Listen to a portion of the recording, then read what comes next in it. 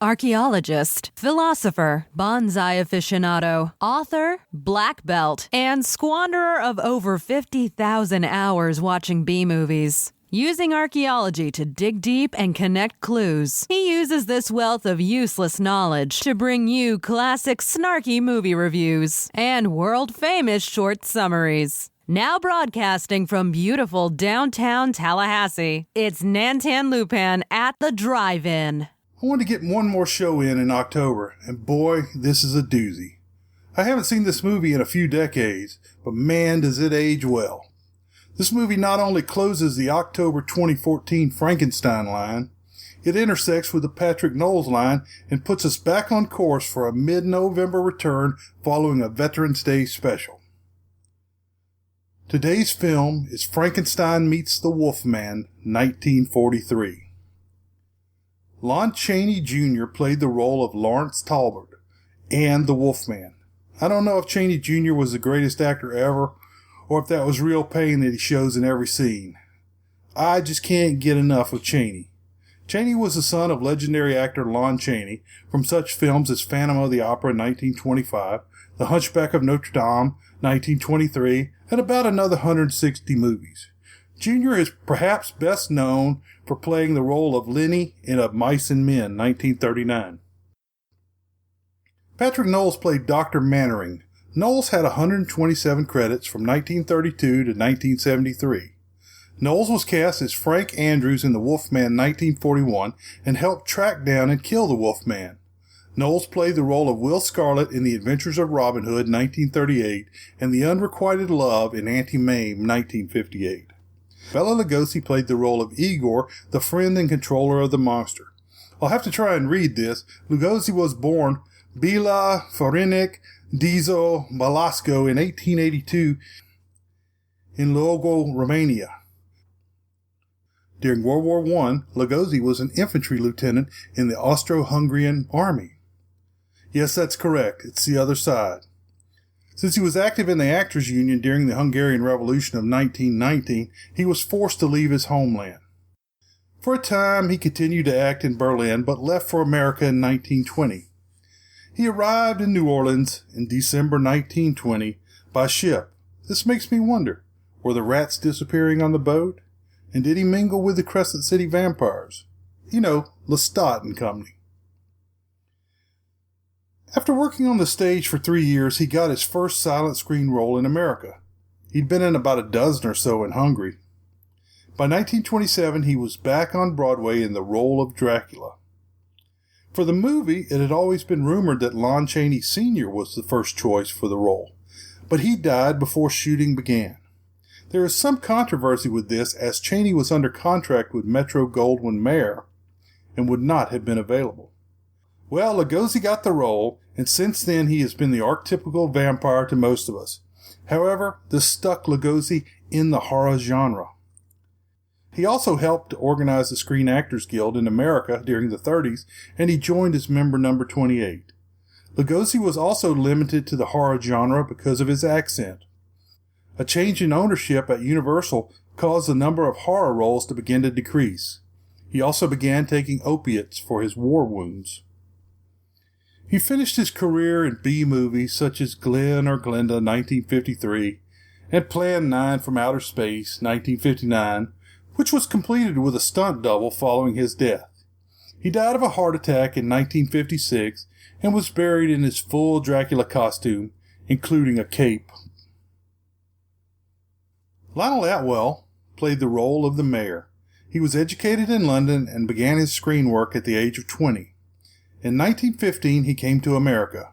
He was in 25 plays on Broadway and had his first major film role in 1932.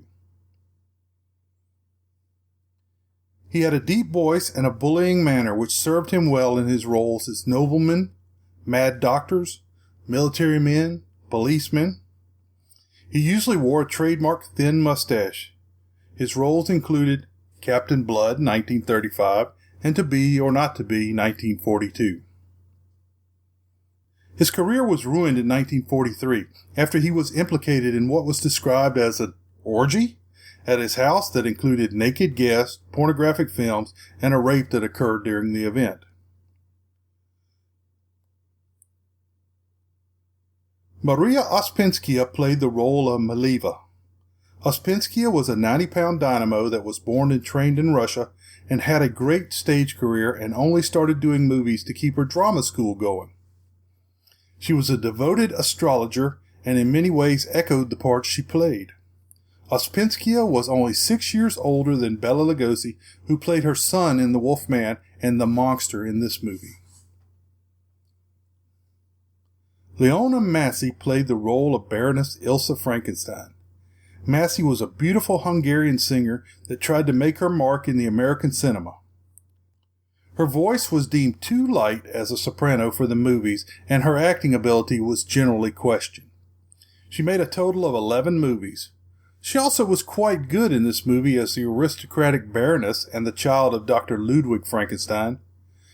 Once again, she was probably named Ilse as a tribute to Ilse Lancaster, who played Mary Shelley and the Bride of Frankenstein in the movie of the same name.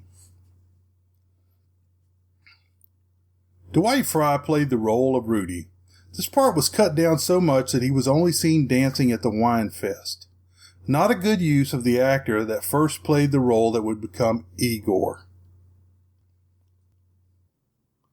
Story. In Llanwelly Village, 2 grave robbers break into the crypt of Lawrence Larry Talbot, Lon Chaney Jr., to steal his possessions. When they open the casket, they find the body covered with wolfbane. They take a little time to recite the wolfbane poem. Even a man who's pure at heart and says his prayers by night may become a wolf when the wolfbane blooms. But they change the last line to, and the moon is full and bright. When the full moon shines down on the body in the casket, the body moves. Okay, first off, who goes grave robbing on a full moon? I know you can see and all that, but there's too much stuff moving around in the moonlight. Secondly, are these the only 2 people in the town that didn't know Larry was a werewolf?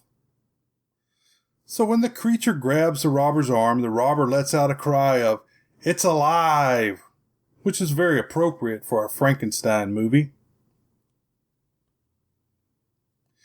Larry is found by a bobby laying in the streets of Cardiff, Wales.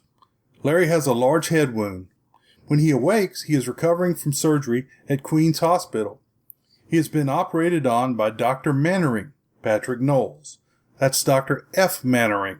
That's Dr. Frank Mannering. That's Dr. Frank Mann. You get it, right? Well, naturally, there have been a string of murders, including one of the grave robbers. I mean, the moon is full, so there has to be murders. Beware the moors and all that stuff. Inspector Owens, Dennis Hoy, is ready to start questioning him about the recent murders in Cardiff, but the medical Dr. F holds him off. I checked the NASA website for this part. Technically, the moon is only full for a brief instant when the Earth is between the moon and the sun, and we see the full reflected light of the sun. But to most humans, it's full for 2 or 3 nights.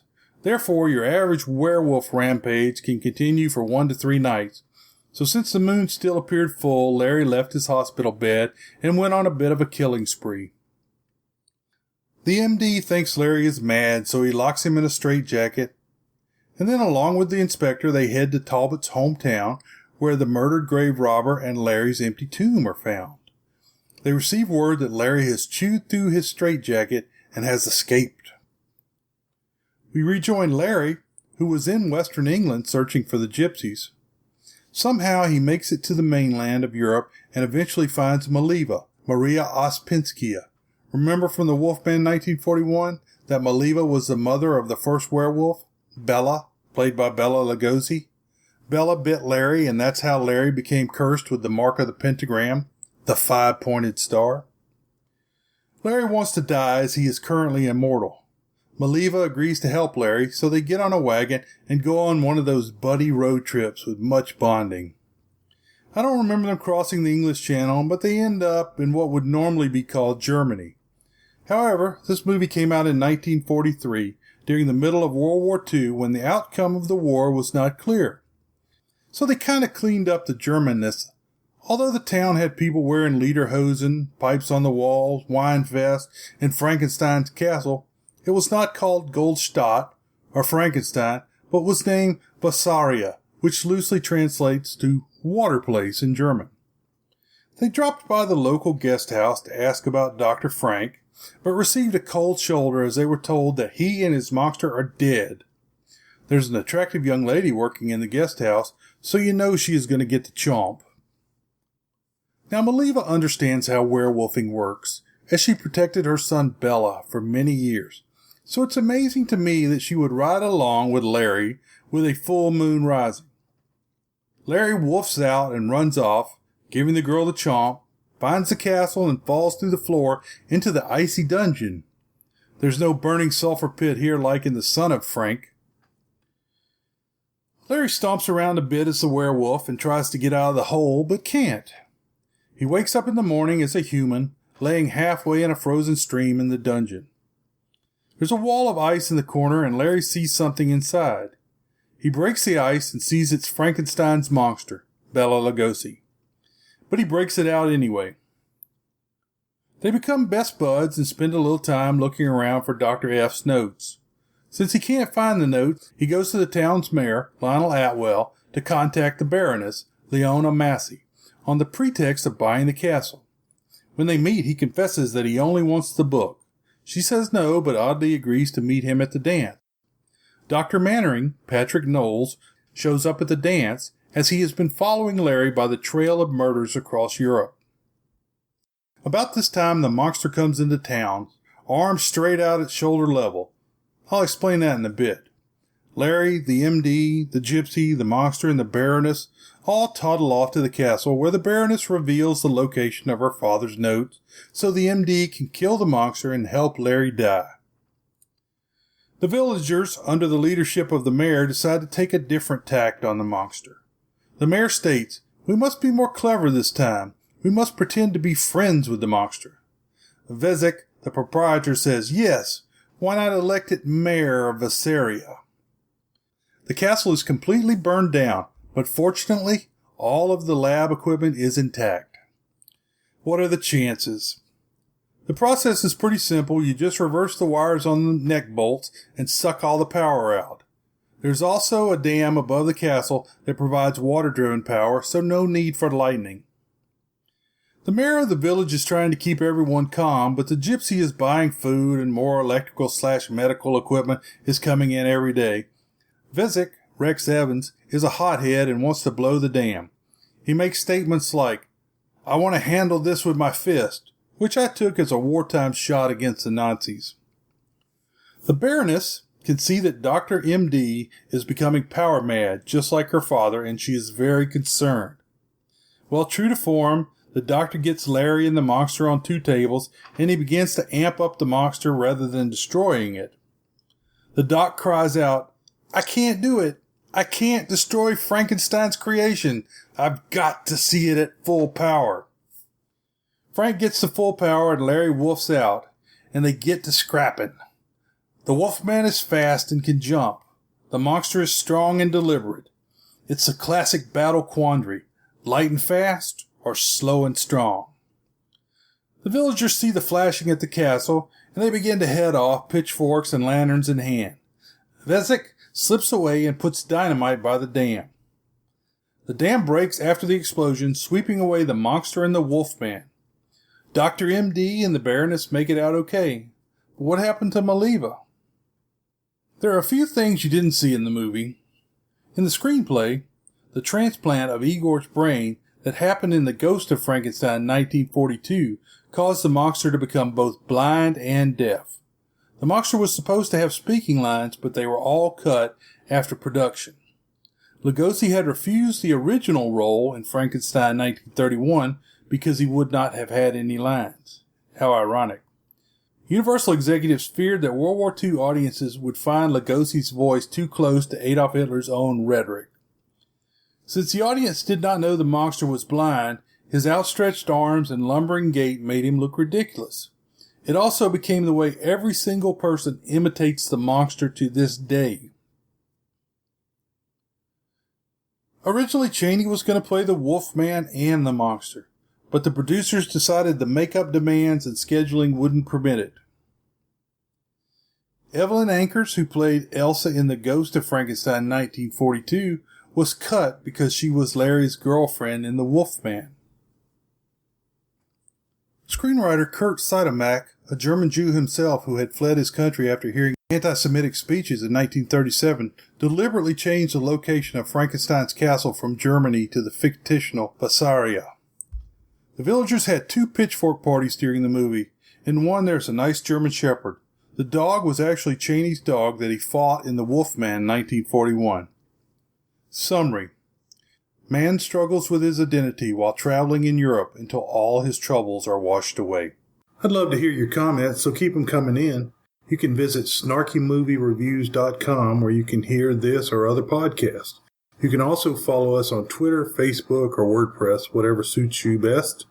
You can subscribe to the podcast feeds at iTunes or at Stitcher, both of which have links at snarkymoviereviews.com.